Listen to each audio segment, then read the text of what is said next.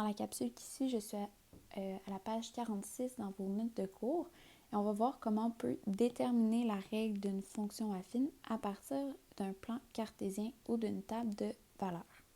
Donc, lorsque j'ai un plan cartésien, donc une représentation graphique d'une fonction, bien, je vais toujours venir repérer deux couples de valeurs.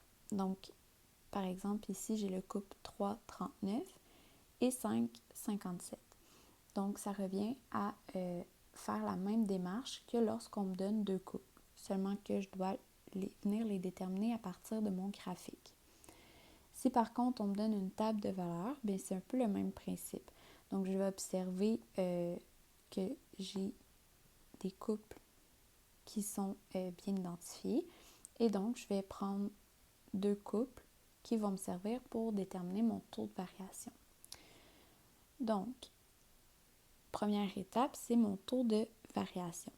Et disons qu'on prend les points, donc 5, 57 et 3, 39.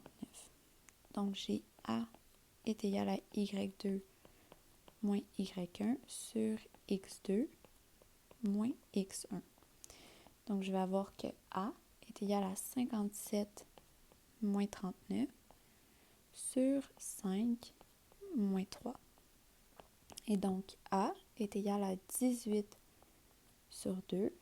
Et donc, A est égal à 9. Donc, mon taux de variation, la valeur de mon paramètre A, va être égal à 9.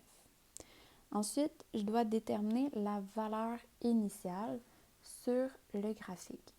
Donc, lorsque je cherche ma valeur initiale et que j'ai un graphique, bien, ma valeur initiale, c'est toujours la valeur en Y de mon ordonnée à l'origine. Donc, dans ce cas-ci, comme mon plan n'est pas gradué, bien, il va falloir que j'utilise la méthode qu'on a vue auparavant, donc de remplacer A et de remplacer X et f de X par des valeurs connues et d'isoler mon B. Donc, j'ai f de X est égal à AX plus B. Mon taux de variation est égal à 9, donc j'ai 9X plus B.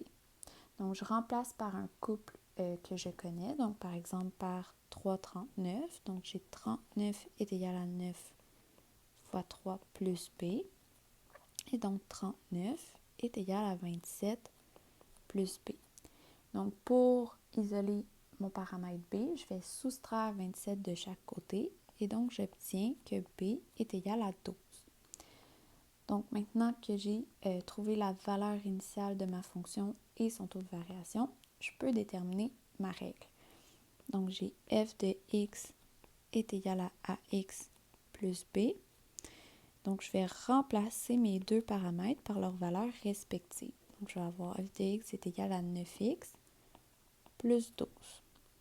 Donc, voilà comment on peut déterminer la règle d'une fonction affine à partir du plan cartésien ou d'une table de valeurs.